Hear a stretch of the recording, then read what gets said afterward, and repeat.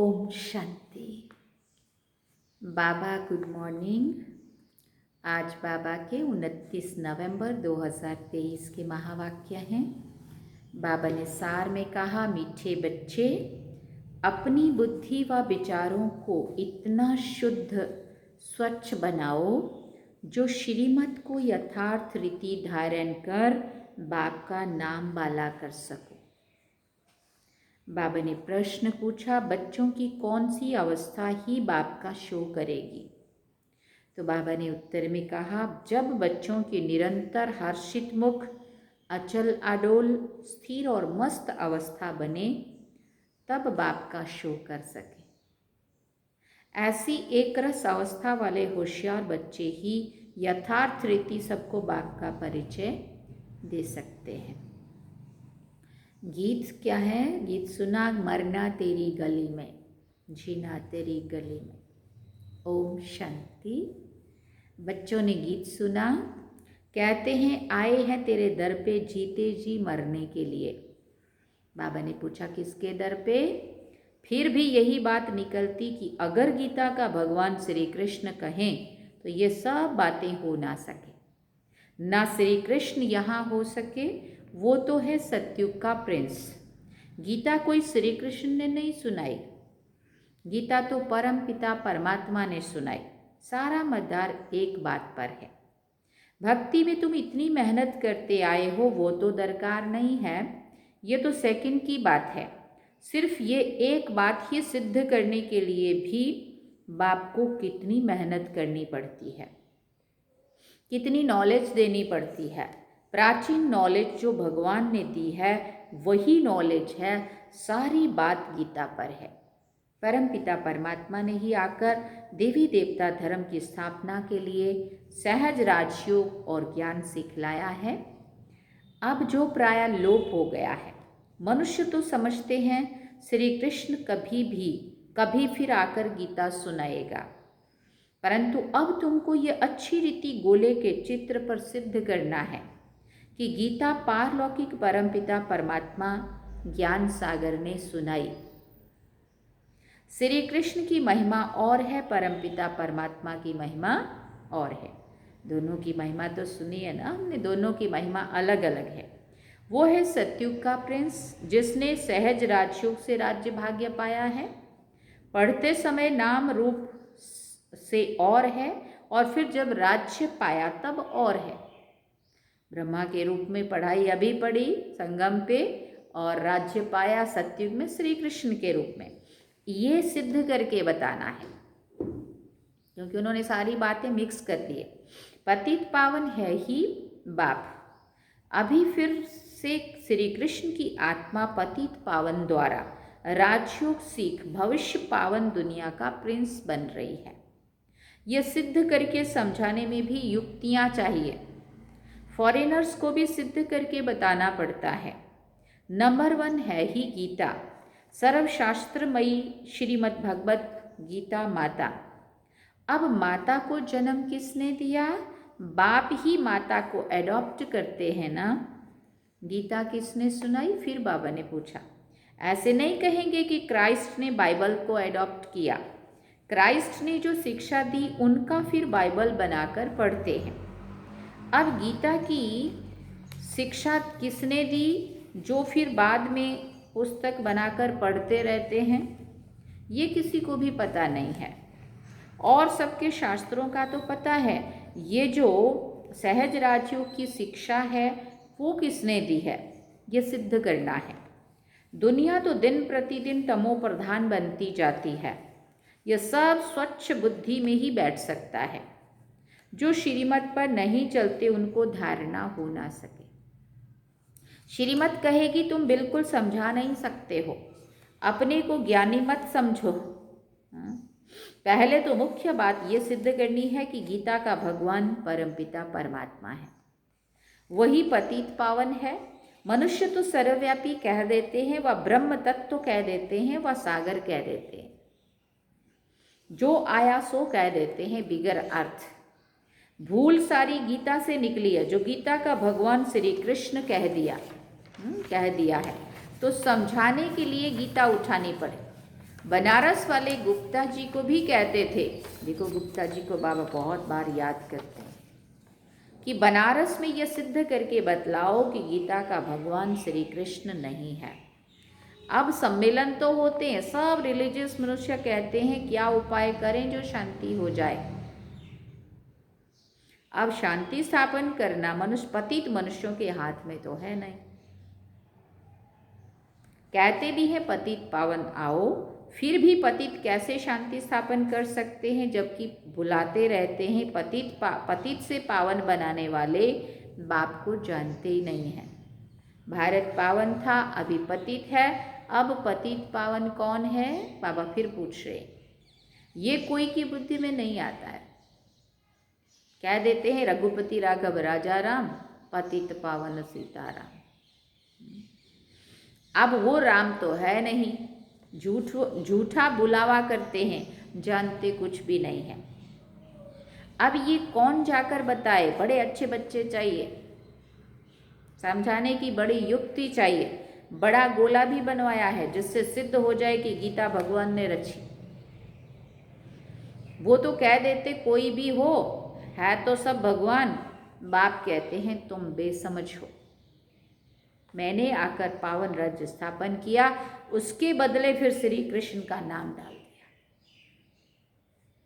पतित को ही पावन बनाकर फर्स्ट प्रिंस बनाता हूँ। भगवान उवाच, मैं श्री कृष्ण की आत्मा को अडॉप्ट कर ब्रह्मा बनाए उन द्वारा ज्ञान देता हूँ। वो फिर इस सहज राजयोग से फर्स्ट प्रिंस सत्युग का बन जाता है। ये समझानी और कोई की बुद्धि में नहीं है। तुम्हें पहले तो ये भूल सिद्ध करके दिखानी है कि श्रीमद् भगवत गीता है सभी शास्त्रों की माई बाप। उसका रचयिता कौन था? जैसे क्राइस्ट ने बाइबल को जन्म दिया, वो है क्रिश्चियन धर्म का शास्त्र। अच्छा, बाइबल का बाप कौन है? बाइबल जिसने सुनाई वही उसका बाप हुआ ना, क्राइस्ट। उनको माई बाप नहीं कहेंगे, मदर की तो वहाँ बात ही नहीं है, यहाँ तो माता पिता है। क्रिश्चियन ने रीस की है श्री कृष्ण के धर्म से, यूं तो वो क्राइस्ट को मानने वाले हैं। जैसे बुद्ध ने धर्म स्थापन किया तो बौद्धियों का शास्त्र भी है। अब गीता किसने सुनाई, उससे कौन सा धर्म स्थापन हुआ, ये कोई नहीं जानते। कभी नहीं कहते हैं कि पतित पावन परमपिता परमात्मा ने ज्ञान दिया है। अभी गोला ऐसा बनाया है जिससे समझ सके कि बरोबर परमपिता परमात्मा ने ये ज्ञान दिया है। बिल्कुल स्पष्ट लिखा है, उसमें बताया समझाया हुआ है। राधे कृष्ण तो सतयुग में है, उन्होंने अपने को तो ज्ञान नहीं दिया, ज्ञान देने वाला तो दूसरा चाहिए। कोई ने तो उन्हों को पास कराया होगा ना। ये राजाई प्राप्त कराने का ज्ञान किसने दिया? किस्मत आपे ही तो नहीं बनती ना, किस्मत बनाने वाला या तो बाप या तो टीचर चाहिए। कहते हैं गुरु गति देते हैं, परंतु गति सद्गति का भी अर्थ नहीं समझते हैं। प्रवृत्ति मार्ग वालों की सद्गति होती है, बाकी गति माना सभी बाप के पास जाते हैं। गति माना जाना, गति माना जाना माना परम धाम बाबा के पास जाते। ये बातें कोई भी समझते नहीं है। वो तो भक्ति मार्ग में बहुत बड़े बड़े दुकान खोल कर बैठे हैं। बाबा कहते सच्चे ज्ञान मार्ग की दुकान ये एक ही है, बाकी सब भक्ति मार्ग की दुकानें। बाबा कहते हैं ये वेद शास्त्र आदि सब भक्ति मार्ग की सामग्री है। इन जप तप वेद शास्त्र आदि का अध्ययन करने से मैं नहीं मिलता हूँ। मैं तो बच्चों को ज्ञान देकर पावन बनाता हूँ, सारी सृष्टि का सद्गति दाता हूँ। वाया गति में जाकर फिर सद्गति में आना है। सभी तो सतयुग में नहीं आएंगे ना। ये ड्रामा बना हुआ है जो कल्प पहले तुमको सिखाया था, जो चित्र बनवाए थे अब वो बनवा रहे हैं। मनुष्य कहते 3 धर्मों की टांगों पर सृष्टि खड़ी है। एक देवता धर्म की टांग टूटी हुई है, इसलिए हिलते रहते। पहले एक धर्म रहता जिसको अद्वैत राज्य कहा जाता है, फिर वो एक टांग कम हो 3 टांगे निकलती है, जिससे कुछ भी ताकत नहीं रहती है। आपस में ही लड़ाई झगड़ा चलता रहता है। धनी को जानते नहीं, शिव बाबा को भूल गए, निधन के बन पड़े हैं। समझाने की बड़ी युक्ति चाहिए। फिर बाबा ने कहा, प्रदर्शनी में भी ये बात समझानी है कि गीता का भगवान श्री कृष्ण नहीं है, परमपिता परमात्मा है। फिर बाबा ने कहा, जिसका बर्थ प्लेस भारत है। श्री कृष्ण तो है साकार और वो है निराकार। उनकी महिमा बिल्कुल अलग है। ऐसी युक्ति से कार्टून बनाना चाहिए जो सिद्ध हो जाए कि गीता किसने गाई। अंधों के आगे बड़ी आरसी रखना है, माना बड़ा आईना रखना है। ये है ही अंधों के आगे आईना। जास्ती टू मच में नहीं जाना है। कड़ी भूल ये है, परमपिता परमात्मा की महिमा अलग है, उसके बदले श्री कृष्ण को महिमा दे दी है। लक्ष्मी नारायण के चित्र में नीचे राधे कृष्ण है, फिर वही लक्ष्मी नारायण बनते हैं। लक्ष्मी नारायण सतयुग में, राम सीता त्रेता में। पहला नंबर बच्चा श्री कृष्ण है, उनको फिर द्वापर में ले गए हैं। देखो ये भी कितनी बड़ी भूल है। कहाँ 16 कला संपूर्ण नेक्स्ट टू गॉड, और इस दुनिया का सबसे सर्वोत्तम ऊंचते ऊंच श्रेष्ठ ते श्रेष्ठ आत्मा श्री कृष्ण की आत्मा, 16 कला संपूर्ण, और उनको ले गए द्वापर में 8 कला में। ये भी तो कितना वो दिखाया। ये सब है भक्ति मार्ग की नूंद। विलायत वाले इन बातों को क्या जाने। ड्रामानुसार ये ज्ञान किसी के भी पास नहीं है। कहते भी हैं ज्ञान दिन भक्ति रात, ब्रह्मा का दिन ब्रह्मा की रात। सतयुग स्थापन करने वाला कौन है? ब्रह्मा कहाँ आया, कहाँ से? सूक्ष्म वतन में कहाँ से आया? परमपिता परमात्मा ही सूक्ष्म सृष्टि रचते हैं। वहाँ ब्रह्मा दिखाते हैं, परंतु वहाँ तो प्रजापिता ब्रह्मा होता नहीं है। जरूर प्रजापिता ब्रह्मा और है, वो कहाँ से आया ये बातें कोई समझ नहीं सकते। श्री कृष्ण के अंतिम जन्म में उनको परमात्मा ने अपना रथ बनाया है, ये किसी की भी बुद्धि में नहीं है। ये बड़ा भारी क्लास है। टीचर तो समझते हैं ना ये स्टूडेंट कैसा है, तो क्या बाप नहीं समझते होंगे? ये बेहद का बाप का क्लास है। यहाँ की ही बात ही निराली है। शास्त्रों में तो प्रलय आदि दिखाकर कितना रौला कर दिया है, कितना घमंड है। रामायण गीता आदि कैसे बैठ सुनाते हैं। श्री कृष्ण ने तो गीता सुनाई नहीं है, उसने तो गीता का ज्ञान सुनकर राज्य पद पाया है। सिद्ध करके समझाते गीता का भगवान ये है, उनके गुण ये हैं, श्री कृष्ण के गुण ये हैं। इस भूल के कारण ही भारत कौड़ी जैसा बना है। तुम माताएं उनको कह सकती हो कि तुम लोग कहते हो माता नरक का द्वार है, परंतु परमात्मा ने तो ज्ञान का कलश माताओं पर रखा है। माताएं ही स्वर्ग का द्वार बनती हैं। तुम निंदा कर रहे हो, परंतु बोलने वाले बड़े होशियार चाहिए। पॉइंट सब नोट करके समझाना है। भक्ति मार्ग वास्तव में गृहस्थियों के लिए है। वो है प्रवृत्ति का सहज राजयोग। हम सिद्ध करके समझाने के लिए आए हैं। बच्चों को शो करना है। सदैव हर्षित मुख, अचल स्थिर मस्त रहना चाहिए। आगे चलकर महिमा निकलनी जरूर है। तुम सब हो ब्रह्मा कुमार कुमारियां। कुमारी वो जो 21 जन्मों के लिए बाप से वर्षा दिलाए। कुमारियों की महिमा बहुत भारी है। मुख्य कुमारी तुम्हारी मम्मा है। चंद्रमा के आगे फिर अच्छा स्टार भी तो चाहिए ना। ये ज्ञान सूर्य है, ये गुप्त मम्मा अलग है। इस राज को तुम बच्चे ही समझकर समझा सकते हो। उस मम्मा का नाम अलग है, मंदिर उसके आगे है। इस गुप्त बूढ़ी माँ का मंदिर थोड़ी है। बड़ी माँ ब्रह्मा, बड़ी माँ, ये माता पिता कंबाइंड है। दुनिया ये नहीं जानती। श्री कृष्ण तो हो नहीं सकता। वो फिर भी सतयुग का प्रिंस है। श्री कृष्ण में भगवान आ ना सके। समझाना बहुत सहज है। गीता के भगवान की महिमा अलग है। वो पतित पावन सारी दुनिया का गाइड लिबरेटर है। मनुष्य चित्रों से समझ जाएंगे कि बरोबर परमात्मा की महिमा अलग है। सब एक थोड़ी हो सकते हैं, अच्छा,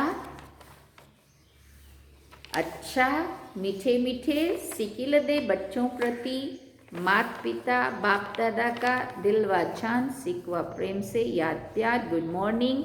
रूहानी बाप की रूहानी बच्चों को नमस्ते। हम रूहानी बच्चों की रूहानी माता पिता बाप दादा को दिल व जान सिक व प्रेम से याद प्यार गुड मॉर्निंग नमस्ते। थैंक यू बाबा, शुक्रिया बाबा। अवधारणा के लिए मुख्य सार है, पहला पॉइंट, अपनी अवस्था बड़ी मस्त अचल अडोल बनानी है, सदा हर्षित मुख रहना है। दूसरा पॉइंट, ज्ञान के शुद्ध घमंड में रहकर, घमंड माना नशे में रहकर बाप का शो करना है। ज्ञान के शुद्ध नशे में रहकर बाप का शो करना है।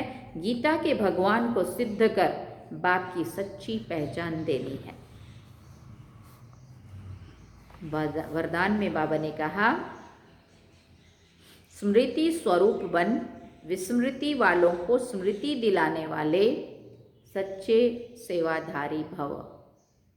स्मृति स्वरूप बन, विस्मृति वालों को स्मृति दिलाने वाले सच्चे सेवाधारी भव। बाबा ने कहा, अपने स्मृति स्वरूप फीचर्स द्वारा औरों को स्मृति स्वरूप बनाना यही सच्ची सेवा है। आपके फीचर्स औरों को स्मृति दिला सकें कि मैं आत्मा हूँ। मस्तक में देखते ही चमकती हुई आत्मा व मणि को, मस्तक में देखे ही चमकती हुई आत्मा व मणि को, जैसे सांप की मणि देख करके सांप की तरफ कोई का ध्यान नहीं जाता है, ऐसे अविनाशी चमकती हुई मणि को देखकर देह भान को भूल जाए। अटेंशन स्वतः ही आत्मा की तरफ जाए।